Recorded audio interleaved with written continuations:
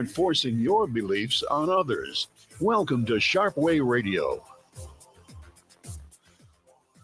Oh, yes, it is Larry Sharpe. Sharpe Way Radio, WYSL, Rochester, New York. The number to call if you want to chat after the first break, 585-346-3000. You know, I remember as a kid in New York City, we used to have tokens that you would use to go on a bus or on a train in New York City. You would head on out and you'd have your token, had a little Y in it or something, and you would put it in the slot, and that's how you get onto the bus or get onto the train, subway. That was the normal way. Did we have fare evaders then? We did, here or there. Not much in the bus, though. It was tough on the bus. Most of the bus people did pay, and if you were a student, you got a bus pass. Now, the funny thing about the bus pass is the bus pass changed color every month. Those of you may remember back in those days. They still have it now, but they used to. You'd have 1 month would be one color, and you'd have to get it from your school. Your school would give you a bus pass, and you flash your bus pass to get in the buses to go to school. Most public schools in New York City then didn't have yellow buses. It wasn't like a yellow bus thing. It was city bus. You just get a city bus, head to school, or walk to school, whatever the case may be. That's how it used to be. Were there fare evaders? There were, but it was kids trying to do dumb stuff. It wasn't like a thing that people did. The other issue is subways. Subways are very similar. Flash the bus pass. My dad was a cop in New York City. He was a transit cop, and then he was a corrections officer at Rikers Island. He could flash his badge because he was a subway cop, and they'd let him in. They do that all the time. So he'd run and flash his badge and get in. But ferreting wasn't that big of a deal, but people did do it once in a while, and you'd get arrested for it. You get a fine for it, you got punished for it, and it wasn't that much of it. It was mostly kids trying to be tough kids, right? I'm a cool guy, I can jump over or go under, that kind of thing. Now it's a multi-million-dollar problem. That is how bad it's become in New York City. You might say, Larry, is it really that bad? Yeah. The latest data they have now in New York City is, give or take, about 50% of the people on the buses aren't paying. Now, here's the brilliant piece, and people got mad at me when I said this. They got mad at me. New York City went out of its way to take on a European style of busing. You used to have to go on normal, put your token in. If you didn't want to have a token, you could put the exact change in coins in. They didn't allow dollars. They allowed credit cards. Then it was the Metro card, had that too, whatever, to go in. But suppose, I guess that was too slow or something or whatever. So you decided to spend gazillion dollars on getting rid of all of that. And you just pay at the stop before you go in. So what happens if you don't pay at the stop before you go in? Nothing. Now you have to have cops to go in and check you and follow you and see and harass you. What could go wrong? Basically everything. Basically everything. So I always say the same thing when I talk about my laws and rules and regulations that I want to create or break or destroy or change. Never do I want a system where I have to add more policing. That's always the wrong answer. Did we do that? Yes. And if the problem is the buses aren't fast enough, let's somehow fix that. No. Let's instead, even though the MTA in New York City has been losing money for decades, to the point where the state has to pay for the MTA. You might say, wait a minute, Larry, how can the state pay for New York City? That makes no sense. Here is why. The MTA goes across 5 boroughs, AKA 5 counties, AKA it's a state problem. Yes, multiple counties. So if you're upstate New York, you're living in Binghamton, you're living in Ithaca, you're living, out there in Wayne County, up there in Warren County, up there near North Country, up in that area, I want to say thank you. You are helping to pay for my subway system. Thank you. Why does that matter? Because at least someone will tell you thank you. You're living in Rochester right now? You're out there in that area, Wyoming County, Erie County? Thank you. You're helping to pay for my subway system. Someone will thank you at least. Most New Yorkers will just look at you like you're nuts. And most New York City people will look at you like, should. I'm saying thank you for helping to pay for my subway system. See? And you should come visit New York City at least one day and ride in the subway system. Why? You're paying for it. So at least ride once. So I'm saying, see what you're paying for. That should help. I'm teasing, but I'm not. Because we took all that time and money to change how we pay for a broken system. Did the system get better? No. Are we paying more? No. 50% of bus riders are not paying. They're unsure about how much that is, but it looks like it's about, give or take, $500 million in lost revenue. Yes, $500 million, 500,000. I'm sorry, 500 million, $500 million in lost revenue. Yeah, insane. Make it, well, at least we have the subway. Oh no, exactly the same thing. We literally learned nothing. Do you think you'd add more lines or make things better or fix our switching problems in the subways that you see all the time? No, we don't. We shut down stations for months to make them look nicer. I'm not joking. They just look nicer. Or we put an extra elevator in. But do we make the trains any better? No, they still suck. Still bad. And we decided we're going to, again, get rid of tokens, get rid of Metro cards, and now have a special, you just use your phone or whatever, or this card or that card, all different types of ways to pay. So what has that gotten us? Massive fare evasion. And that's even worse. The assumption there, $800 million gone on that one, almost $1 billion being lost to fare evasion. That's over $1 billion when you count bus and subway. That's being lost because people don't pay the fares. You might go, wait a minute, Larry. People will then see that and say, wait a minute, we care about our bus system. We care about our subway system. We should start paying. Silly you, thinking something so silly as that. The reverse is true. People are now saying, why the hell am I paying? If nobody else pays, why the hell should I pay? So one or two things is happening. People are simply not paying or not using it because now they're mad or they're worried that everybody on there is just some guy or gal who's trying to find victims. And sadly, there is a part of that. There is a part of that. As always, to be clear, obviously not everybody is a bad guy, clearly. I got to say that because we're in a world of virtual signaling. If I don't say that, I'm an ist or a phobe. And I don't want to be an ist or a phobe. So I'll say not everybody is this way, of course. But there was recently a shooting in Brooklyn, I believe. It was Brooklyn. Was it Queens? No, Brooklyn. It was Brooklyn, where the cops were getting a fare evader. So they go after this. This guy literally just, you can see the camera. I mean, they have the camera footage. Guy blatantly, like in front of the cops, evades his fare. In front of the cops are right there. And he's like, I don't care. I'm doing it. Well, they come after him. Hey, what's going on? He begins to run away. Like, stop. You got to pay your fare. No, and he's got his hand behind his back. Again, this video. Not making this up. It's video. And he's got a knife. They use tasers. Doesn't work. Then they shoot him.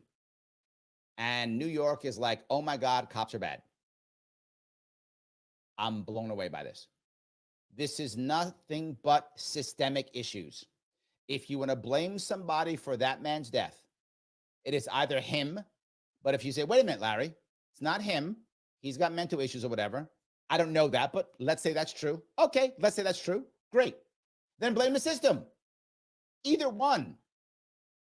When the guy comes at the cops with a knife, and you know me, I am not pro or anti-cop. I see cops as human beings like anybody else, trying to do a good job to best their ability, better system, better outcomes, worse system, worst outcomes. And this is worst system, worst outcomes. Those cops had to go get this guy. He literally jumped the fare in front of them. What are they supposed to do?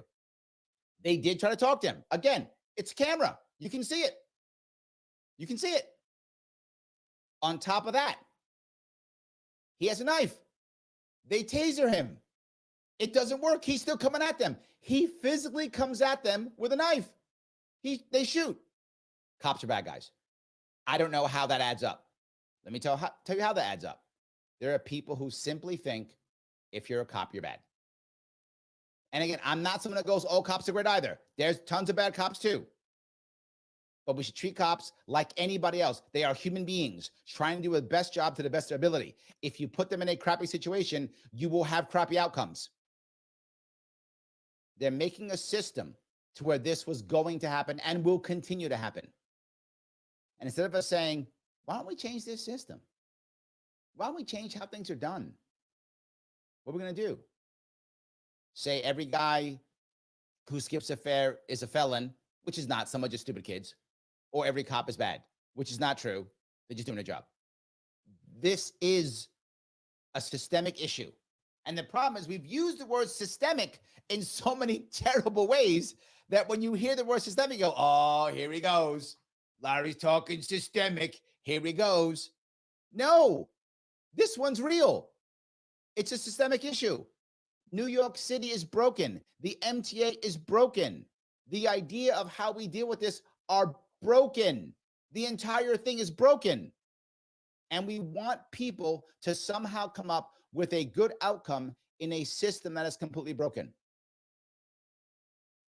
We should either, to some people's point, have it completely free.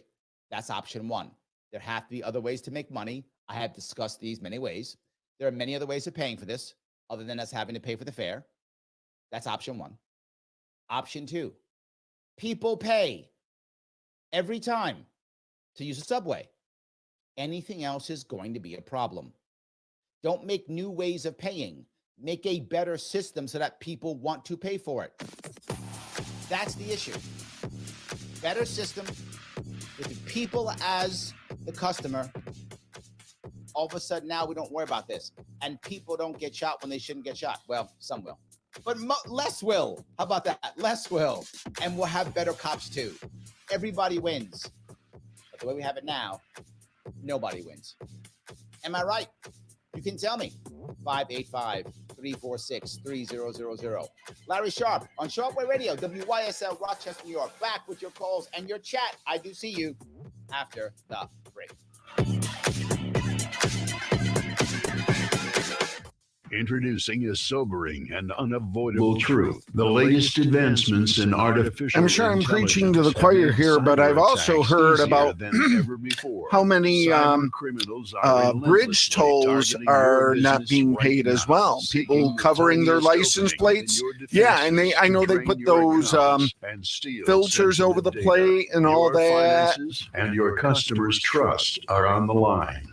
Call the experts at Simple Tech Innovations now at 585-999. Well, it's funny because, as I probably told you, I have a good friend who lives in Brooklyn. He works for he's a forensic video technician in the DA's office. And pretty much, his full-time job pretty much is just doing police body cam video footage now. No wonder it's being opposed by liberals. It used to be just traditional crime scene video footage and all that, but all that aside, yeah, I hear things from him and yeah. If you say yes to parental agency, vote no on Prop 1. If you say yes to senior housing, exactly, vote no on Prop 1. By voting no on Prop 1, you're saying yes to equality and common sense. Prop 1. Bad for our daughters, bad for female athletes, bad for senior citizens, bad for religious you're absolutely right. Stand by. 5th. Vote for equality and progress. Vote no on Prop 1. Paid for by the Coalition to Protect Kids, New York. Sharpe Way Radio on the WYSL stations. Oh, yes. It is Larry Sharpe here on Sharpe Way Radio, WYSL, Rochester, New York. 585-346-3000 is the number. And I'm talking about systems that create problems, ways that we have that we think we're fixing things, but we're not. And you might say to yourself, well, Larry, other people must know what you know. You aren't that smart. I mean, I am, but they're smart too. That's all I'm saying. They're smart too. So they must know this. Yeah. So why do they do it? Because they're mean and evil? No, I don't think that's true at all. I mean, obviously there are some bad people who go to government because they know there's power. Sure, there's some, of course. But I would argue that most actually don't care. They're just apathetic. So you hear me all the time say the same thing. If you want something done, you either have to raise the money yourself or the government has to be paid somehow. The people have to be paid. And I've had people come to me, hey, Larry, I have this wonderful idea. We should pass law X or law Y. And I go, great. Have you raised the money to make it happen? Well, no, I haven't. Oh, okay. So then how do the people get how do the people get paid? What do you mean? How do the politicians and their cronies get paid? Well, they don't. This is going to help people. What makes you think that they want to help people? What did you think that? No, it's how to get paid. Well, how do they get paid? Well, either money goes directly to them in some way, or money goes into budget some way, it raises money for the budget that they can spend in some way, or they can hand out jobs. And that's the most common way. The most common way is they hand out jobs.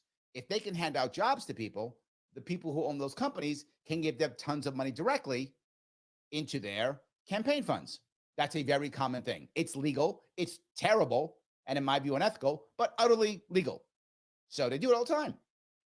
So if I have an option of making a better system in my buses or ripping out all of the ways to pay in the bus and rebuilding all the stops, oh, that's amazing. That I got to pay people for that. I got to give jobs out to my cronies to do that. Some company does that. Why do you think in New York State we were going to do, if you remember, congestion pricing? And then like a week before said no. Why?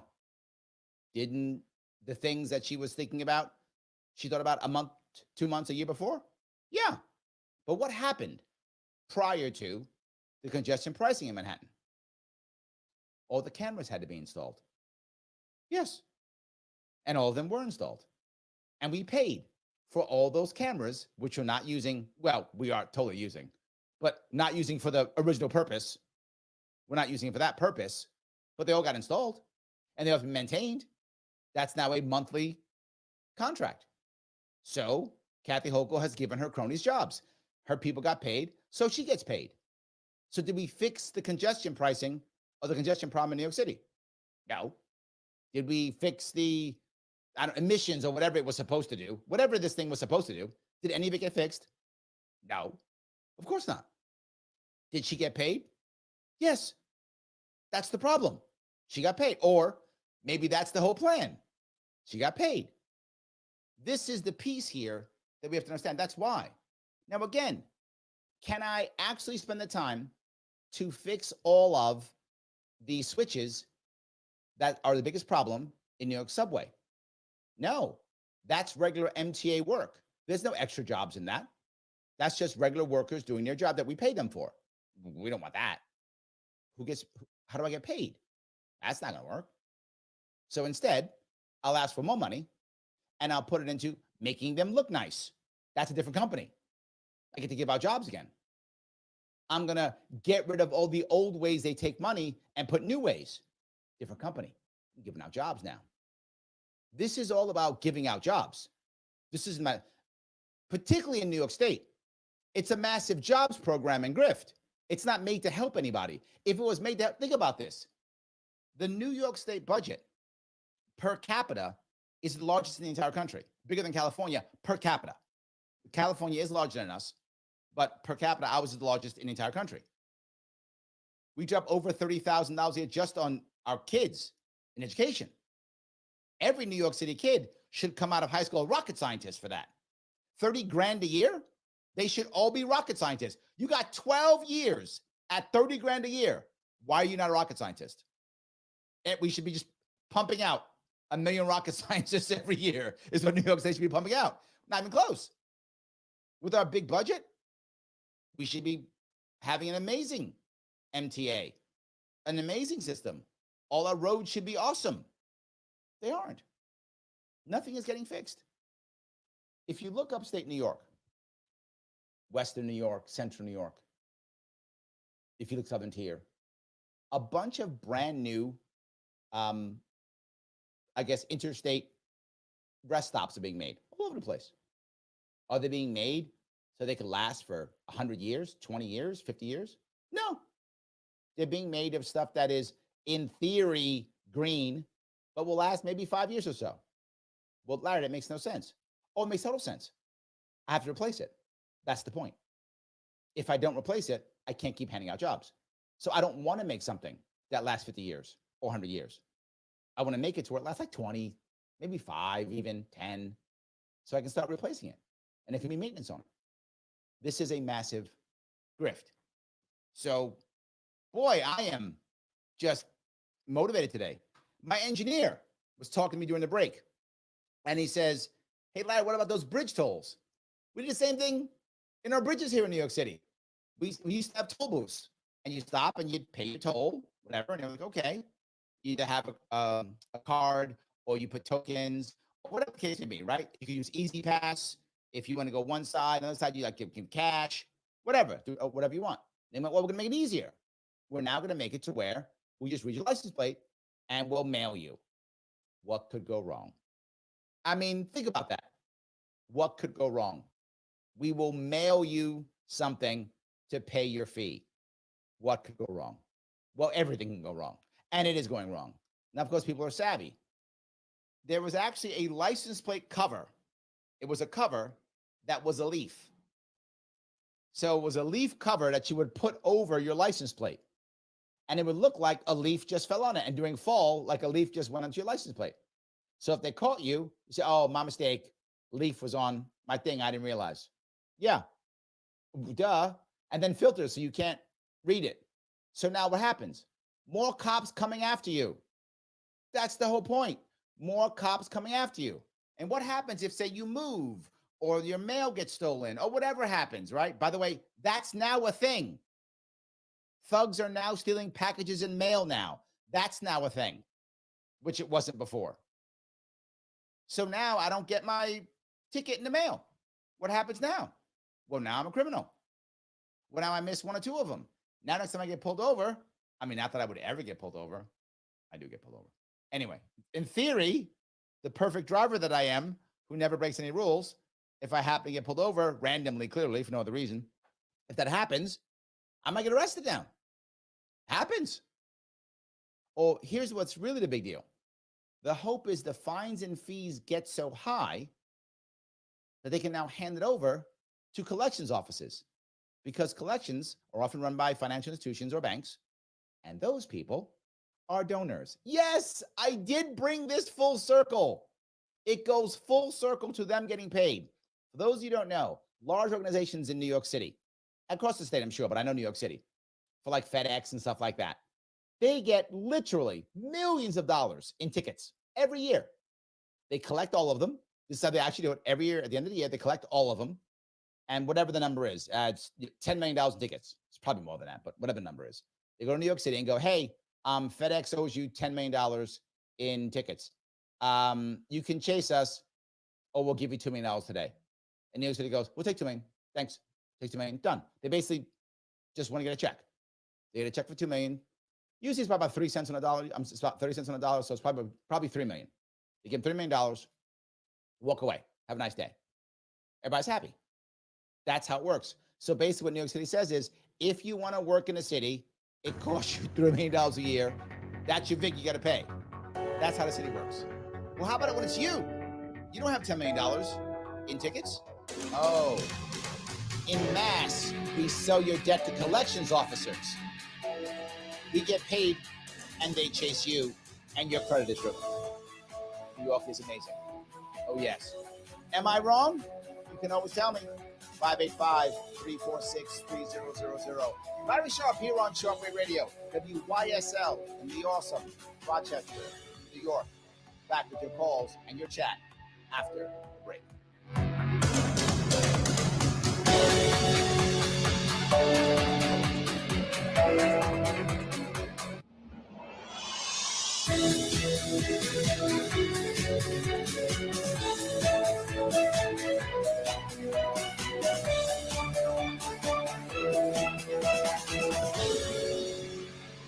God bless America. AM 1040. So, Larry, while we're on a roll about things, well, no, it's just, for whatever it's worth, when my daughter was still in public school here in New York State, we would go to school for different functions, and, I would notice things not being fixed. And, here's the dirty little secret. And I have a brother who's a retired school superintendent. Schools purposely will defer maintenance because then they can throw out a bond issue saying, oh, we need to fix this, and this. But if the maintenance staff just did their job and just fixed things as they broke, 24 a lot of these bond issues wouldn't have to even go to the public, but the way they look at it is, why should we spend the money on fixing it when we can just go to them for more money? Jeep Grand Cherokee Laredo L4x4, only $289 a month for 27 months. For both lease deals, have lease loyalty using 2 bonus cash coupons. Exactly.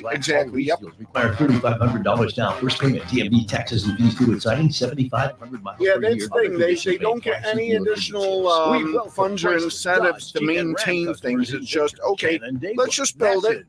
Okay, we build it.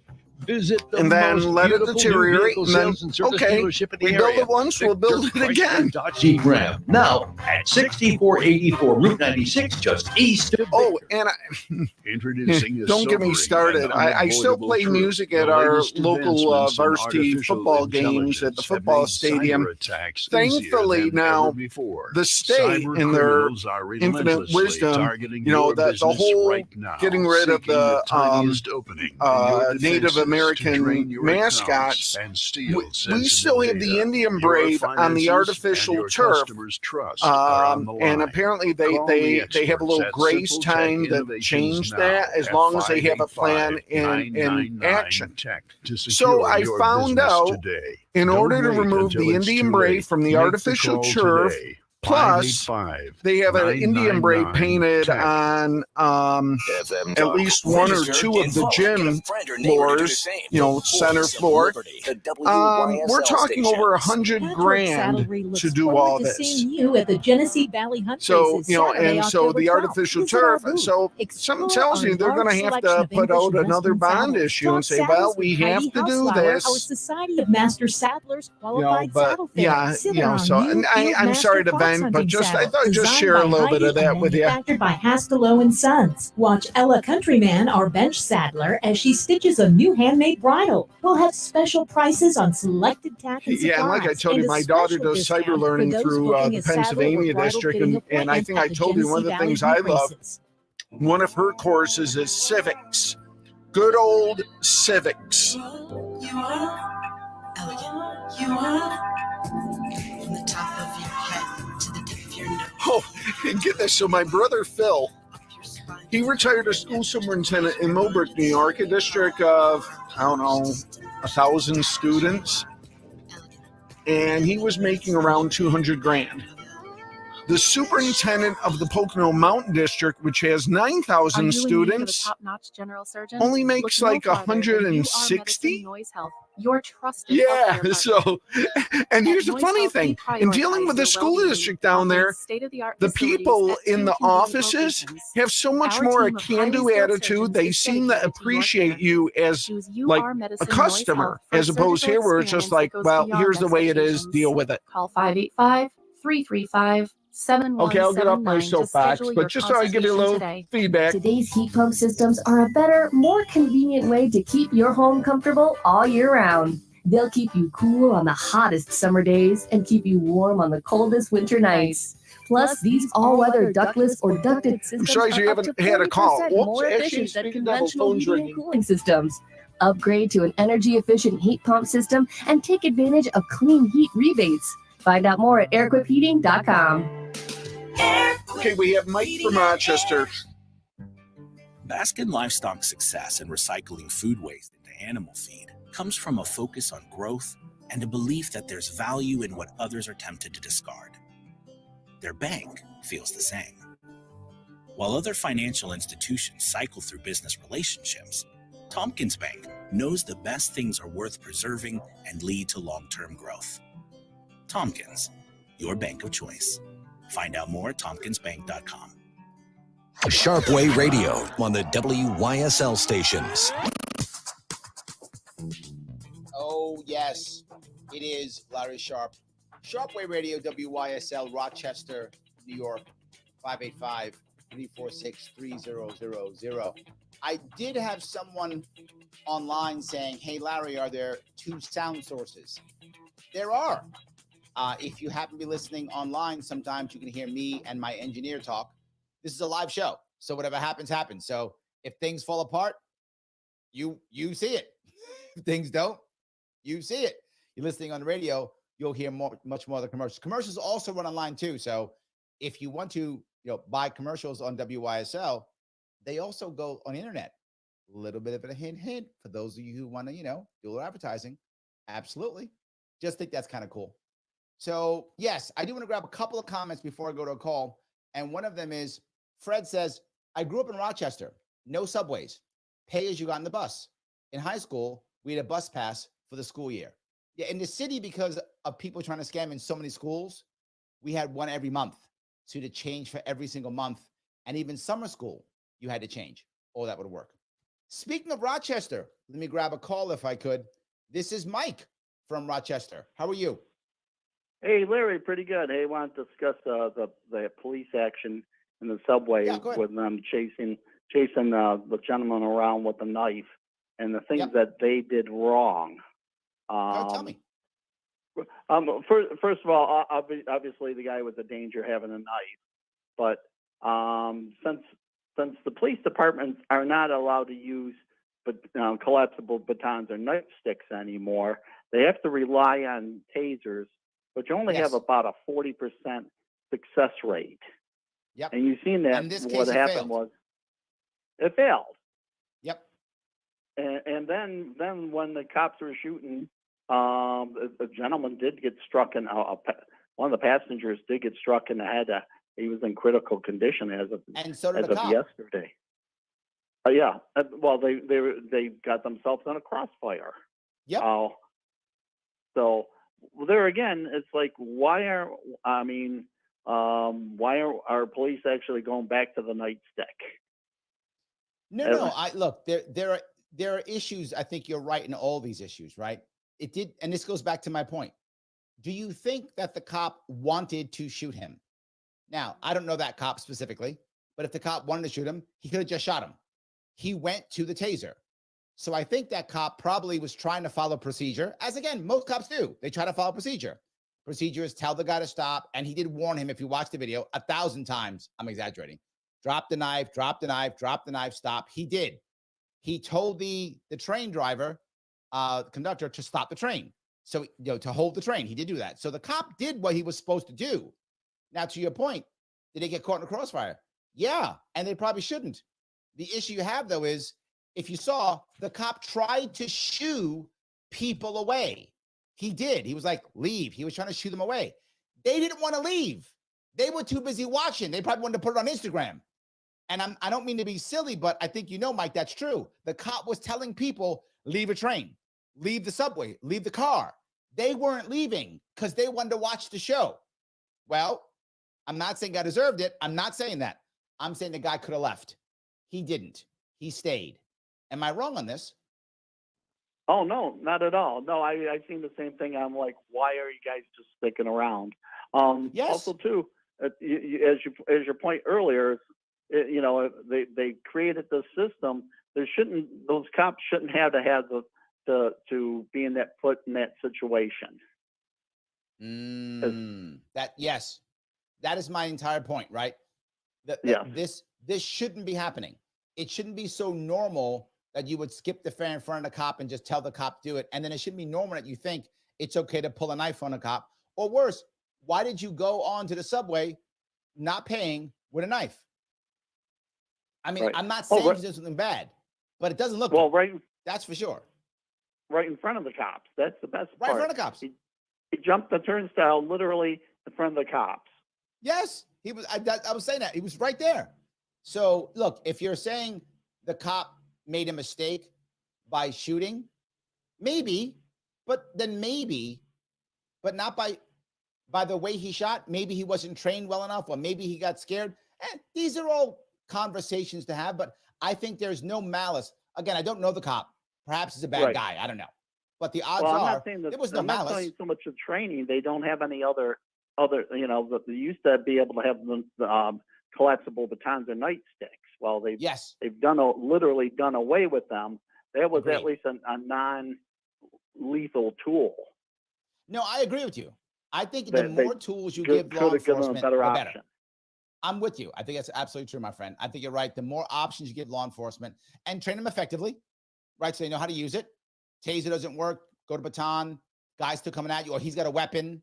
All right, maybe you have to use gun. If I'm not mad at anybody, cop or civilian, if someone's coming at you with a knife and you decide to pull the trigger, I'm not mad at you. I don't care if you're a cop or not. If people are coming at you with weapons, you should be able to defend yourself. That's all I'm saying. And this guy was literally, it's on the video, coming at the cop with a weapon. Oh, am I making sense? Oh, you're making plenty of sense. I'm just my point was just we need to give our law enforcement more tools. I'm with you. We took away tools that we should give them back, and we're a little better training. So that's my point. So thanks, Mike. I appreciate it. This goes back to what Mike was talking about. This goes back to another sadder piece, which is we have had some bad experiences with cops beating people. That's true. So it doesn't look good. And that sounds terrible. But I think everyone listening, everyone watching knows what I mean by that. The baton is definitely better than a gun, 100%. But there was a time when the baton was used all the time for anything. I don't think those days are here anymore. And one of the biggest reasons is because of body cams. And years ago on my Sharpe Way show, I had a very popular police officer on my show. I was interviewing him. And I've talked to many cops. Many cops, they're okay with body cams. They're not upset. Like, good. I got crazy people coming at me. Now you get to see what I see. That cop's not mad he had a body cam. He's like, good. If he didn't have a body cam on, they'd be like, you shot that guy on purpose. You're trying to kill people. No. Look at what happened. Again, I'm not a cop defender or a cop attacker. Cops are people. This cop, I'm defending him because he did the right thing. It didn't end up good. That's true. The ending was bad. I wish no one had to be shot. Mike is right. An innocent person got shot too. That sucks. The outcome is bad. Absolutely. But I don't think the cop did anything wrong. I think the system is what happened, and that's how it worked. Some of you might be mad at me. I know some of you don't like cops. That's fine. That's just how I feel. So I think that's the piece. So yeah. Let me grab a couple comments if I could. John says to Mike, oh, you're getting it back and forth, Mike. I don't see how cops' tools are taken away. They receive massive funding and are protected by the unions for nearly all actions on duty. This is a valid point. This is a valid point. And this goes back to my point. The batons were taken away, not because they weren't working. The batons were taken away because they looked bad. I wish I was joking, John, but you know I'm not. They look bad. So it's the way. Well, you're beating people up, or you can choke somebody with the baton. Well, the question is, do you want to just train them how to use baton better? That's what I would think, but maybe I'm wrong on this. You want to train the cops to use the batons better so they don't have to immediately pull a gun. If I've got a taser and the guy doesn't go down, and the next thing I have is a gun and somebody's coming with a knife, I think anybody is going to make that move. Now, if I have a baton and I feel comfortable, I might use that. Is that going to beat the guy up? Yeah. Is he going to leave a scar? Maybe break some bones? Yeah. But he's probably going to live. So I think it was removed. That was the batons were removed. This is to Mike's point, not because that we ran out of money. Because you're right, John. We removed batons because it didn't feel good. I know some of you just want to vomit. I think Mike Voss just threw up in his mouth a little bit. But that's why, because of that issue. That's what I think. Yes. Gene says, I live 2 miles from my high school. That meant I was eligible to ride public transportation to get to school. Did that once. By the time I went to the junction and transferred from my trolley to a bus to get to school, it took longer than when I walked. That's actually funny. That's good. Yeah, that's good. The AC. Oh, the cops love the cams. They're all trained up for him, so you know if is the guy's resisting. We don't know, but we heard the police officer keep saying, "Sir, stop." Oh, I see. So you're saying you think you're the opposite. You think the cops are using it to their advantage, huh? I guess a cop could, but if you look at most of the, I guess, popular or controversial shootings or deaths, the way the cops will do it, which I think is horrible, is they shut it off. Remember that woman who was killed? That black woman was killed in her house. Where was that? I forgot what it was. Was that Kentucky? Wherever that was. Missouri, maybe? Wherever that was. No, Ohio. It was Ohio. I'm from New York City, so everything west of Pittsburgh is like California. I'm sorry. But yes, that guy shut his camera off. That's the scam, and that can be punished for that. But I think most cops tend to be okay with that because they want people to see what they go through. And I think it makes sense. And the cops, I think, as a general rule, the cameras help the innocent and punish the guilty far more than the opposite, is what I would say. Maybe I'm wrong, but I like it. Tell me. 585-346-3000. Larry Sharpe on Sharpe Way Radio, WYSL, Rochester, New York. Back with your calls and more of your chat after the break.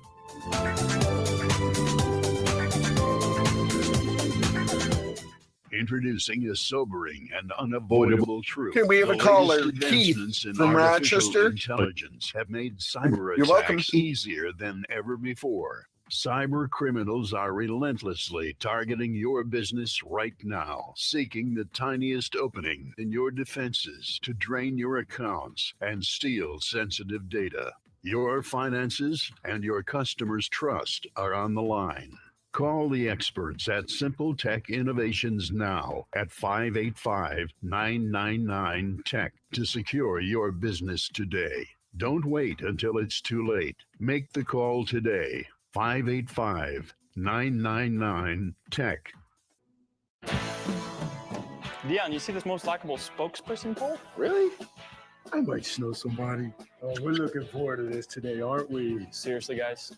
We're a team. We're not competing against each other. Ooh, who's a good spokesperson? 2 puppies? I did not expect that from you. Ooh, one of them's for you. Oh, there you go.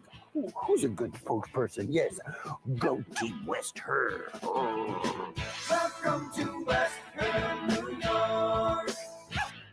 Avon Gun and Hunting Supply, a locally owned and operated gun shop here for your hunting needs. With changes in New York state laws, they'll work with you to fulfill your needs. Open from 10 a.m. Tuesday through Saturday, Avon Gun, East Main Street, next to Tompkins Community Bank. Livingston County Pizza Company and Gluten Free Bakery has a great deal on Tuesdays. A large 4-topping pizza for $18, regular or gluten-free. Call 226-9575. Open Tuesday through Sunday. Livingston County Pizza Company and Gluten Free Bakery in Avon. Sharpe Way Radio on the WYSL stations. Oh, yes, it is Larry Sharpe here on Sharpe Way Radio, WYSL, Rochester, New York. Thank you for giving me a small chunk of your afternoon. I've been chatting a lot about how systems are not meant to fix things, just meant to somehow broker money or wash money in some way, shape, or form. And I see it constantly. And how bad systems create bad outcomes. And that people are trying their best to make the things work, but they wind up often just going poorly. Things just not working the way they should work because the system is broken. And then what happens? The people in charge keep getting their money. Raina is watching. Raina says, it's welfare in uniform. It's true that's how the government often works, and people get stuck. Blue Black Boss says, isn't this technically racketeering? Not when the government does it, okay?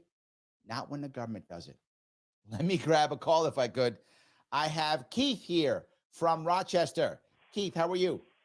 Yes, sir. Hopefully you're fine.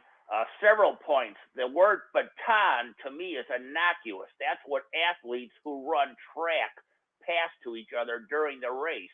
That word, everyone, baton used to be known as a nightstick or billy club. Now, yes. my paternal grandfather, Cleveland PD for 34 years, I saw his billy club. That's what he called it. It was like a small baseball bat.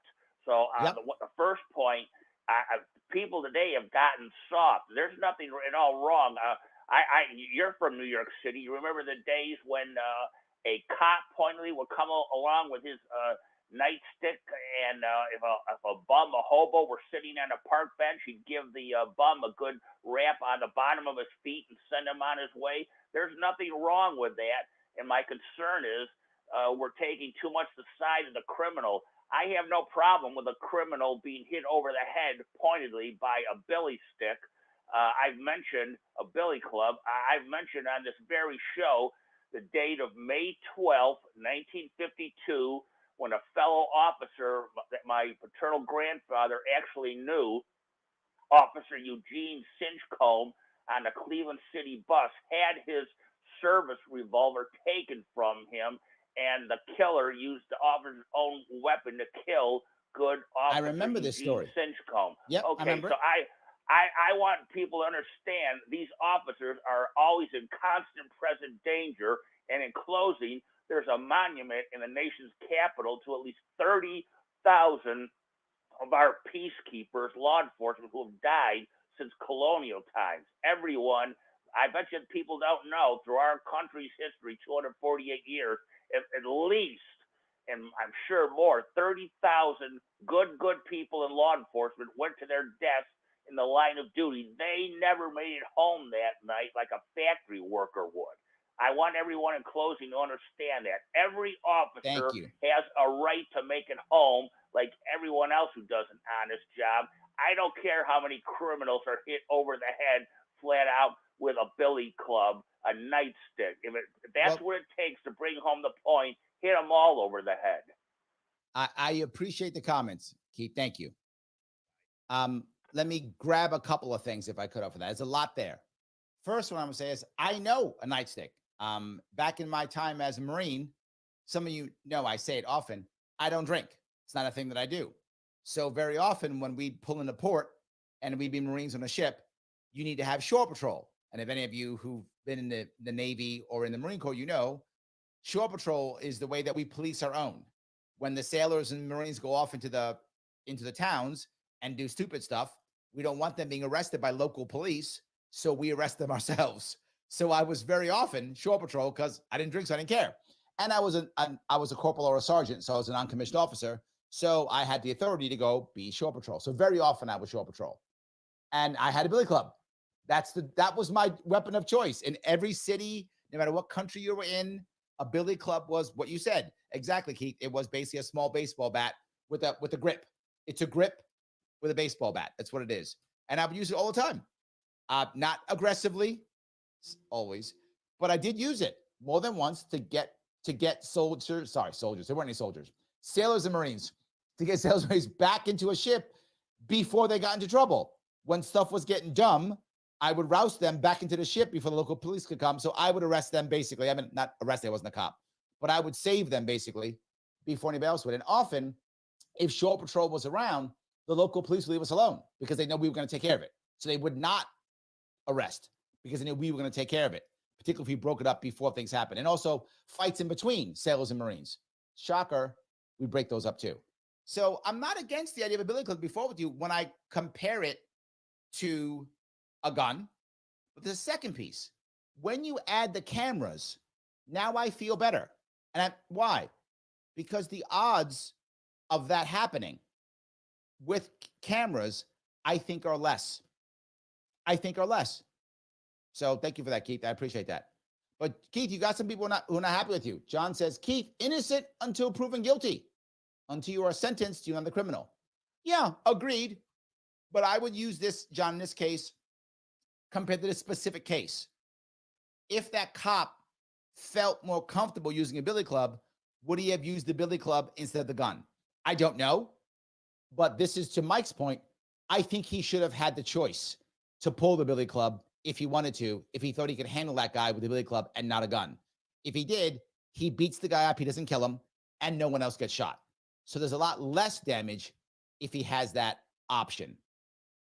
The AC says, funny you should mention factory workers. Do you know how many factory workers were killed by police while striking back in the day? Again, AC, I might change my opinion if this was back in the day.